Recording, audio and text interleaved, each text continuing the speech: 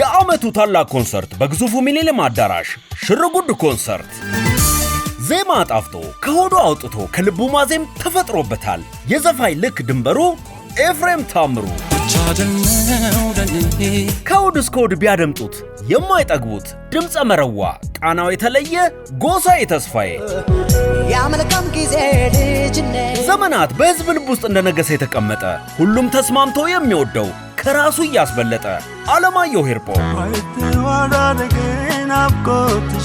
የድምጿ ቀለም ወርቅ፣ የዘመኑ ኮከብ አቀንቃኝ ሜላት ሌላኛዋ የምሽቱ ድምቀት ናት።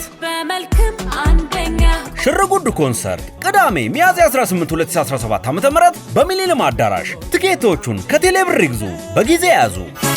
አዘጋጅ ሽርጉዱ የተዋጣለት ሽርጉድ ኢንተርቴይንመንት። ኤቫንጋዲን ከትዝታ በአካል የሚኮመኮሙበት የዓመቱ ታላቅ ኮንሰርት ሽርጉድ ኮንሰርት።